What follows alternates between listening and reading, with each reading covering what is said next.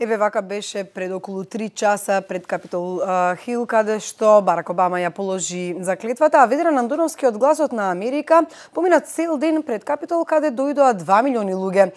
Беше присутен на историскиот момент. Доколку го имаме сега на линија во живо од Вашингтон, Ведран, која е основната порака до американската нација од Обама? Жане, во жаргонот на најамериканскиот спорт бейсболот, новиот председател Барак Обама беше пред предизвик да покрие не една, две, туку 3-4 бази. Сад се во економска криза, ангажирани во војни мисии во странство, тероризмот и ширењето на оружјето за масовно уништување не чекаат на избори и транзиција на власта, а најавената дипломатска функција на САД како така наречена умна сила допрва треба да покаже резултати. Обама кажа дека економските потешкоти нема да исчезнат преку ноќ, туку дека за тоа ќе биде потребно да се засукаат ракавите, а и да се смени менталитетот. Еве што рече тој. Доколку ја имаме изјавата на Барак Обама, предлагам да ја чуеме. Our economy is badly weakened, a consequence of greed and irresponsibility on the part of some, but also our collective failure to make hard choices and prepare the nation for a new age. Ведран, кои се неговите приоритети во надворешната политика? Што рече Обама за тоа? Сите, преку пристапот дека Соединетите Американски држави, цитирам, остануваат најпросперитетна и најмоќна нација на светот која има обврска да се бави со проблемите. Обама смета дека проблемот не е во бројот на предизвиците, туку во пристапот кон нив.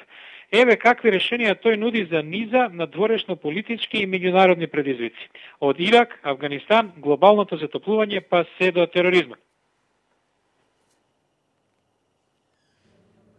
We will begin to responsibly leave Iraq to its people and forge a hard-earned peace in Afghanistan.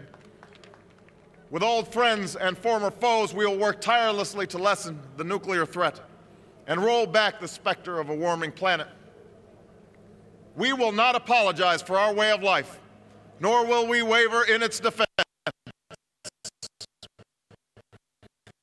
And for those who seek to advance their aims by hunger and cannot be broken, you cannot outlast us, and we will defeat you.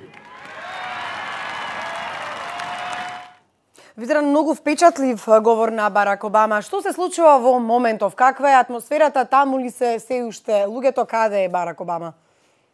Целата сатница се врти околу парадата и на инаугуралните балови.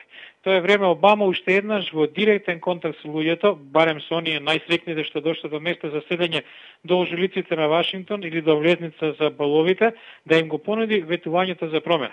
Во таков стил е и првиот текст на новата влада, веќе поставен на незината интернет страница на Белата куќа. Вели, во Америка дојде промената. На крај инаугурацијата за жал ја пропрати итна медицинска ситуација. Сенаторите Тед Кенеди, кој има рак на мозокот, и Роберт Бърд, кој е еден од најстарите во Сенатот, колабирале на ручекот по заклетвата и морало да им биде укажана лекарска помош. Жане?